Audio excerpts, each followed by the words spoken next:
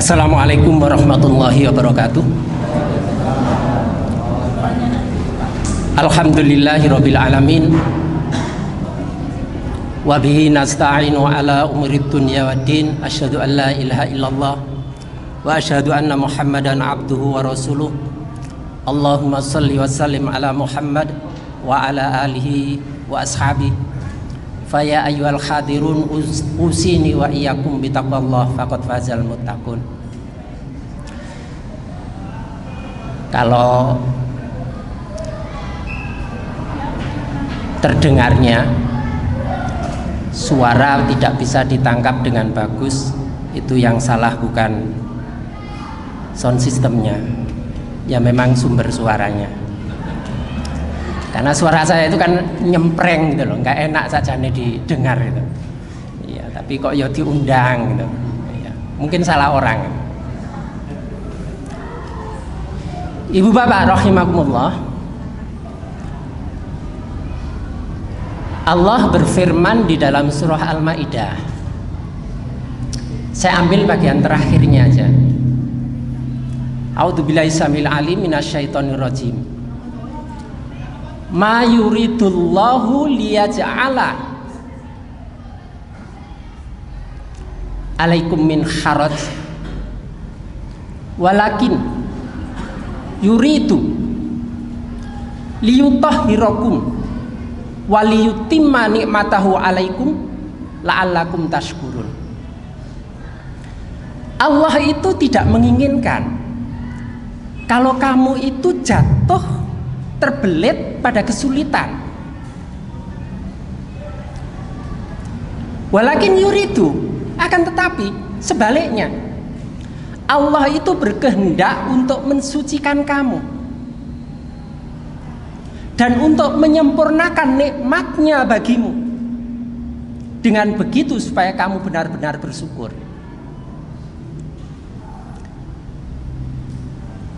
Dari awal sudah dikatakan Allah itu tidak menghendaki kalau manusia itu hidupnya sulit. Pada ayat lain dikatakan yuridullahu bikumul yusra wala yuridu bikumul usr. Allah menghendaki kemudahan dan Allah tidak menghendaki kesukaran. Dan pada ayat lain lagi dikatakan ma anzalna 'alaikal qur'ana litashqa. Dan Allah tidak menurunkan Quran itu supaya kamu menjadi susah. Jadi kondisi keadaan susah, sulit, sukar itu tidak dikehendaki oleh Allah. Makanya kalau kita lagi susah dalam kesukaran, ojo cerita-cerita nang konco, ketoro konangan. Karena orang yang iman dan mengimani Quran itu adalah terbebas dari kesulitan, kesukaran dan kesukaran. Kesulitan-kesukaran.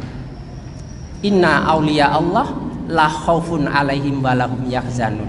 Sesungguhnya bagi wali-wali Allah sedikit pun tidak ada yang namanya perasaan takut, cemas, khawatir. Demikian pula tidak ada perasaan susah dan sedih. Tapi kita lihat faktanya sekarang. Betapa banyak orang yang mengeluh. Hidup rasanya dirundung permasalahan, tidak ada habis-habisnya. Penuh kecemasan, ketakutan.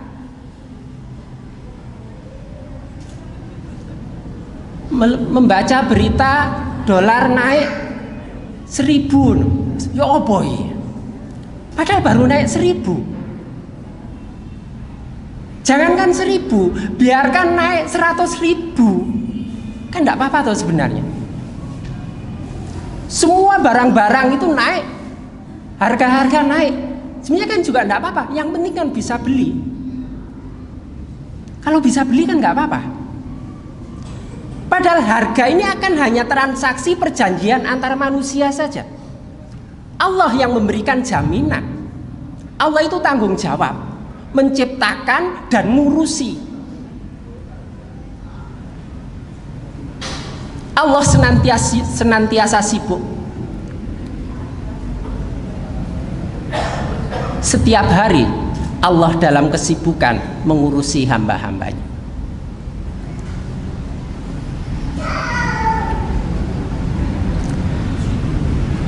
Kemudian salah satu bukti Allah tidak menghendaki manusia itu hidupnya susah, hidup menderita, dan puncak kesusahan penderitaan itu tadi disebutkan oleh Pak Bambang, Pak Dekan.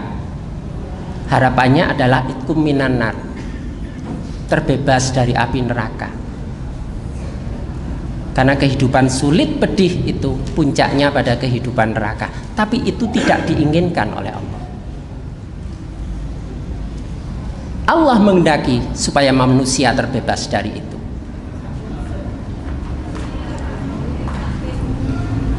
Tetapi yang namanya neraka ini adalah tempat bagi orang-orang yang memiliki jiwa yang kotor. Karena itu, agar tidak masuk neraka, maka manusia ini perlu disucikan. Maka Allah menghadirkan yang namanya bulan suci Ramadan, supaya manusia terbebas dari kesulitan, supaya manusia bisa disucikan. Lebih lanjut dari itu, supaya manusia ini menjadi layak untuk menerima kesempurnaan nikmat dari Allah. Kenikmatan yang sempurna itu diperoleh ketika Allah menyeru hambanya, ya ayyatuhan nafsul mutmainnah, irji'i ila rabbiki radiyatan mardiyah, fadkhuli fi ibadi wadkhuli jannati. Wahai jiwa-jiwa yang tenang, tentram, damai,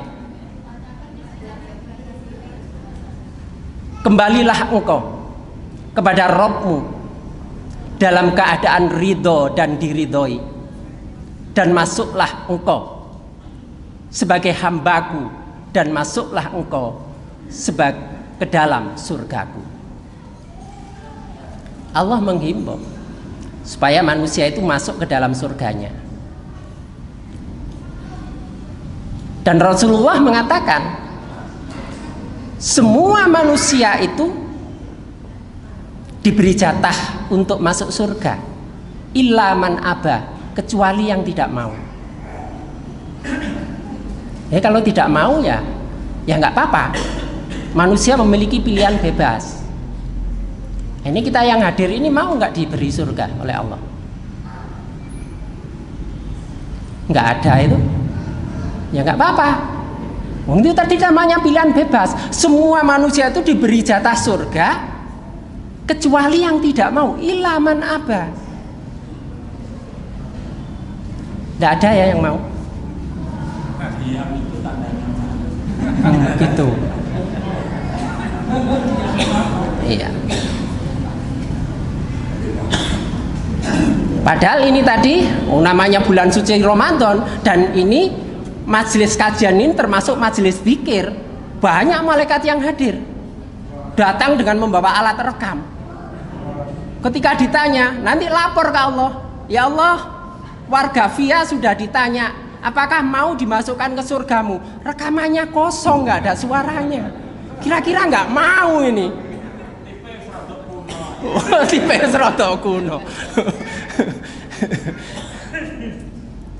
Iya.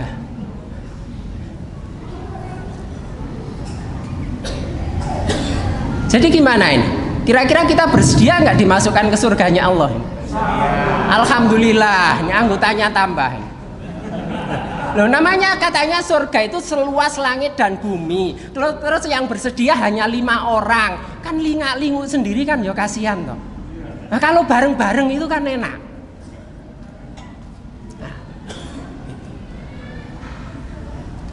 Dan sebenarnya nasib seseorang itu, surga nerakanya itu sudah bisa dirasakan ketika di dunia.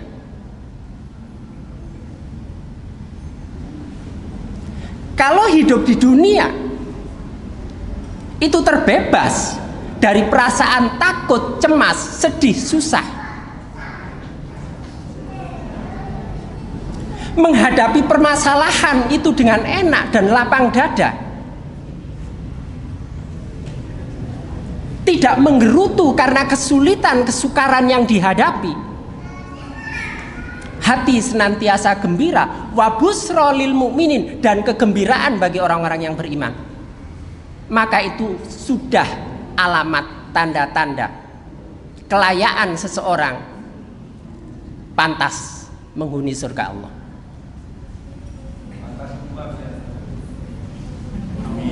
Amin.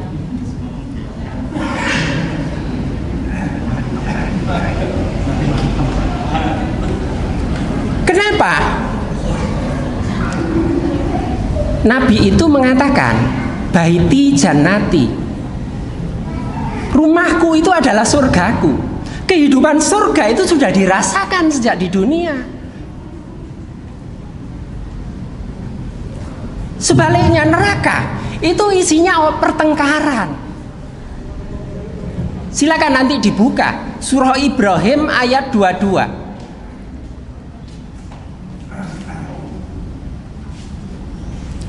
Ada manusia yang mengeluh,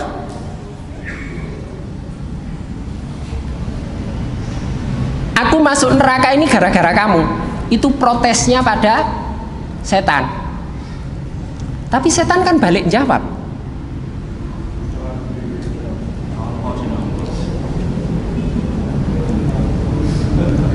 wala talumuni walumukum, jangan engkau mencela aku, tapi celahlah dirimu sendiri. Karena aku itu kan cuma bisiki kamu, ngajak-ngajak kamu. Lah awakmu kok gelem? Ya salahmu dhewe to. Jadi yang namanya ajakan, himbauan, semua itu hanyalah informasi. Informasi itu tidak membentuk perilaku. Perilaku itu lahir dari dalam. Karena teori behavioral yang katanya aksi menimbulkan reaksi itu dibantah. Orang melakukan aksi itu ya karena dia ingin beraksi, bukan sebagai respon dari stimulus. Stimulus itu hanya informasi saja. Contoh, kita mendengar pintu diketuk atau bahkan ucapan salam. Apakah dengan serta-merta tuan rumah itu datang membuka pintu mempersilahkan? Enggak. Tergantung tuan rumahnya mau nyambut atau enggak. Kalau tidak ada kehendak dari dalam untuk menyambut tamu, ya tamu itu akhirnya akan kembali, tidak dibukakan pintu. Apakah kalau ada stimulus orang dibangunkan membuat orang itu bangun? Ayo tangi, wae tahajud. Yo tangi, tapi menakno selimut. Ada yang seperti itu, tapi ini saya cerita anak-anak. Ya kadang-kadang anak-anak umur 50 tahun juga begitu. Iya. Jadi neraka itu isinya pertengkaran. Jadi kalau di dunia saja sudah terbiasa hidup penuh dengan pertengkaran, ini kan namanya latihan untuk masuk neraka. Coba kalau isinya itu tengkar saja, di rumah tangga tengkar, di kampus tengkar, di masyarakat dengan tetangga tengkar, nanti dimasukkan surga. Surga itu tidak ada pertengkaran, kan bingung golek musuh. Kan musuh nang surga wis aku tak nang neraka ya golek musuh nang ngono. Kan jadinya gitu. Jadi kita itu sudah dijatah surga. Neraka itu tempatnya iblis. Sudah hak kaplingnya iblis. Tapi manusia itu masih suka serakah. Diberi jatah surga tidak mau, maunya ngambil jatah neraka. mau merampas hak. Karena itu wallahu yad'u ila darissalam, Allah menyeru kamu pada wilayah ketentraman, kedamaian. Dan yang diseru itu ialah ilah man atallah biqalbin salim, siapa saja yang hadir menghadap Allah dengan hati yang tentram damai. Kurang berapa menit ini? Iya. Iya. Iya, ditambah 10 menit lagi ya.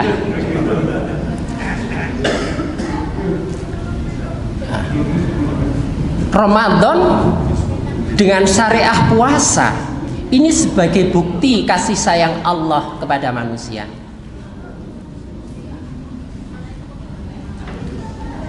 Manusia itu dasarnya kan fitrah suci. Yang namanya artinya fitrah suci itu tidak tercemar apa-apa kecuali diisi dengan keimanan kepada Allah. Saya pernah dengarkan di Masjid Raden Patah sini ada yang menerangkan bahwa pengertian fitrah itu seperti teori tabula rasa dari John Locke. Tidak seperti itu Bapak dan Ibu. Bahwa manusia itu putih bersih tergantung coretannya nanti akan menjadi apa. Fitrah itu memang bersih, tapi sudah ada satu titik pembentuk sebagai dasar pembentuk perilaku, yaitu keimanan. Karena tanpa kecuali sebelum manusia dilahirkan ke dunia, di zaman azali telah ditantang oleh Allah dengan bahasa alastu birabbikum. Apakah engkau melihat, engkau menyaksikan bahwa aku ini Robmu, aku ini penciptamu, aku ini pendidikmu, aku ini pengasuhmu? Dan kita semua menjawab, bala syahidna, benar ya Allah, kami menyaksikannya. Ini yang disebut fitrah.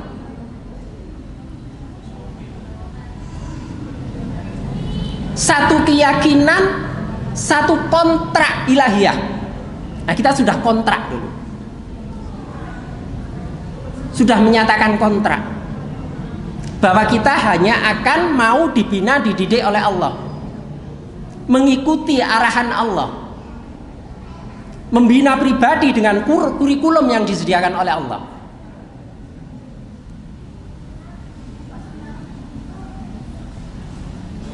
Ini yang namanya fitrah. Kalau ada unsur-unsur lain yang masuk yang tidak sejalan dengan fitrah ini namanya telah terjadi pencemaran pada fitrah.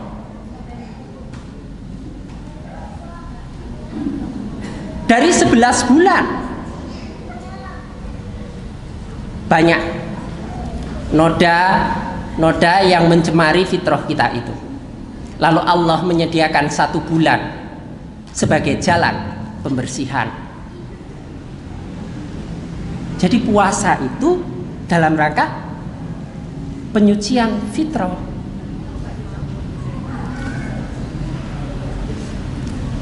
Fa'akim wajhaka lid-dini hanifa fitratallahi allati fataran nasa 'alaiha la tabdila li khalqillah dzalika dinul qayyim walakinna aktsaron nasi la ya'lamun.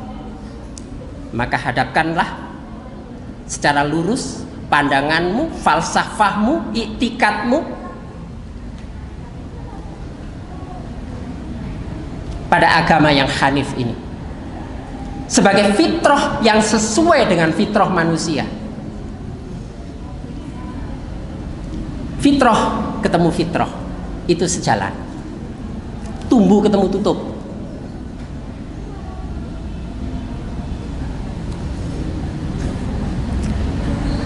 Fitrah itu bersih suci, hanif condong pada kebaikan.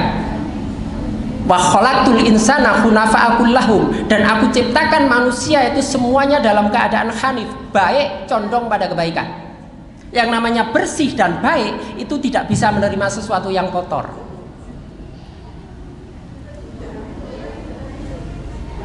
Mata kita itu fitrah, bersih.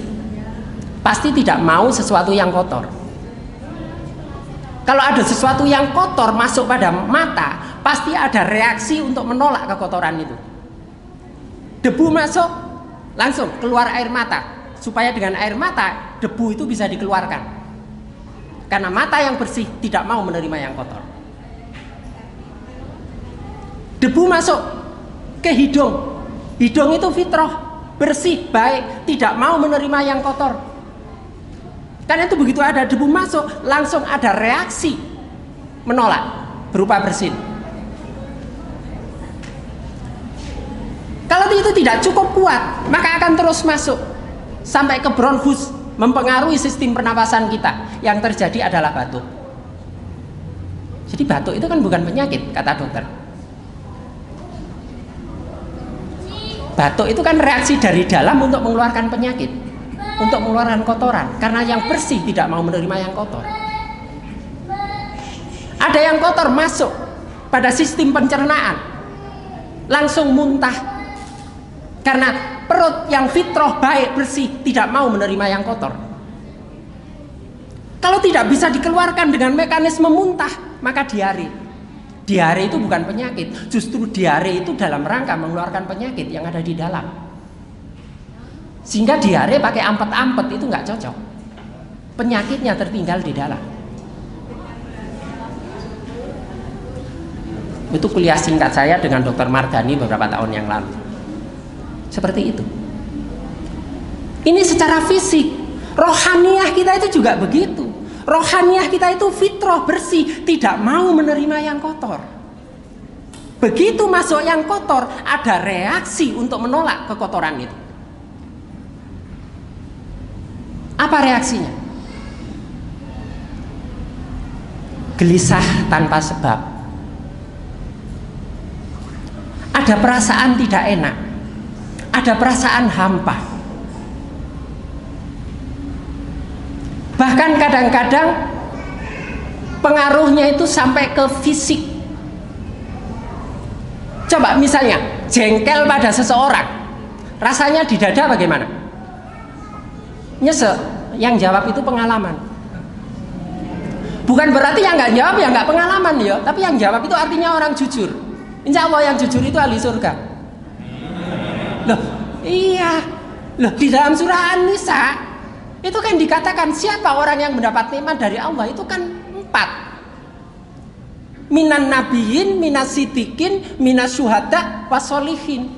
Itu 4 golongan yang mendapat nikmat dari Allah. Jadi orang jujur, siddiq itu hanya setingkat di bawah nabi. Dan dia lebih tinggi daripada orang yang soleh.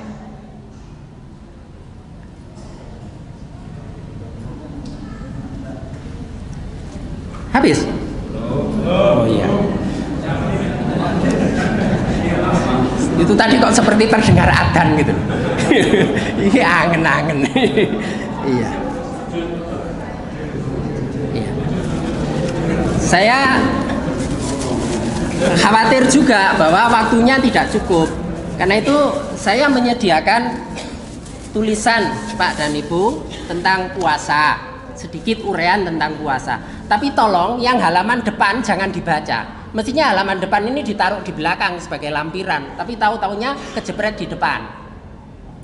Tapi untuk orang yang mengerti bahasa huruf angka, membaca halaman pertama aja udah cukup. Tapi yang belum paham huruf angka Al-Quran, itu penjelasan ringkasnya di 6 halaman berikutnya. Ya.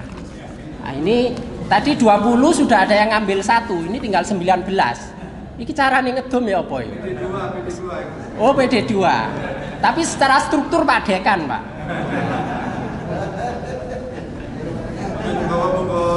Ya mudah-mudahan ada manfaatnya. Mudah-mudahan ada manfaatnya. Dalam hadis yang panjang, Abu Laid As-Samarqandi dalam kitabnya Tambihul Ghafilin itu meriwayatkan satu hadis yang panjang mulai dari awal puasa sampai akhir. Bagaimana surga dihias, bagaimana pintu pintu surga dibuka, bagaimana pintu neraka ditutup dan seterusnya. Lalu sampai pada bab ketika sampai pada Lailatul Qadar, itu dikatakan bahwa malaikat Jibril memimpin rombongan malaikat untuk turun ke langit bumi. Karena malaikat-malaikat dikomando oleh malaikat Jibril, lalu para malaikat bertanya,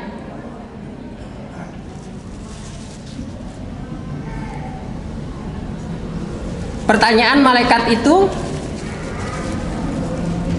ma sona min umatin Muhammad, lalu bagaimana dengan umat Muhammad ini wahai Jibril?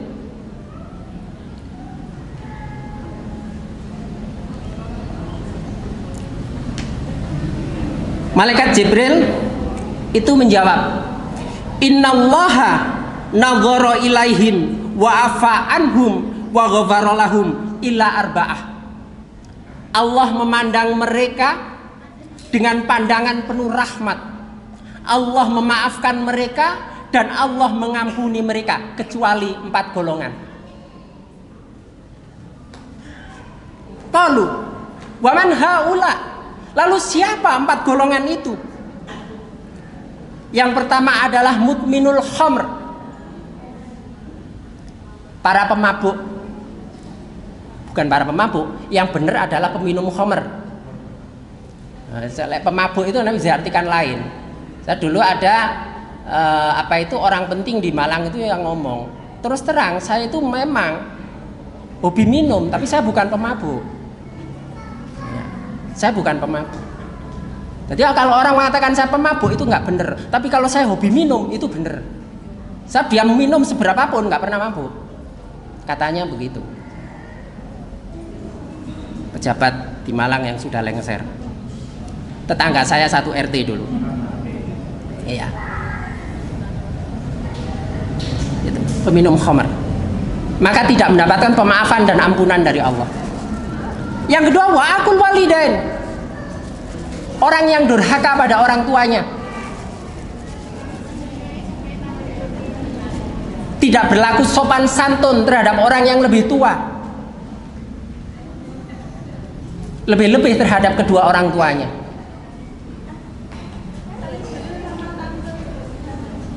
Ada yang dari Madura? Enggak ada. Enggak masuk. Iya, apa carane jare? Lek jare wong Madura, orang tua dan guru itu adalah raja. Ya napa bahasa Madura nek? Iya. Orang tua, kedua orang tua dan guru itu diperlakukan sama. Tapi sekarang banyak itu murid-murid yang enggak punya hormat pada guru. Oh iya wis koyo ngene iku. Iya. Nah, ini yang salah siapa? Yang salah siapa? Yang ketiga, waqati'ur rahim, dan orang yang memutus hubungan silaturahmi. Dan yang keempat, wal musahin. Lalu ditanya, siapa musahin itu? Rasulullah menjawab, musahin itu adalah seseorang yang tidak menyapa saudaranya lebih dari 3 hari. Maka itu tidak akan mendapat ampunan dan pemaafan dari Allah. Sudah masuk menjelang waktu maghrib. Mohon maaf sampai di sini kita akhiri. Allahu a'lam bishawab. Akhirul kalam. Wassalamualaikum warahmatullahi wabarakatuh. Yang mimpin doa Yai Rojikin aja.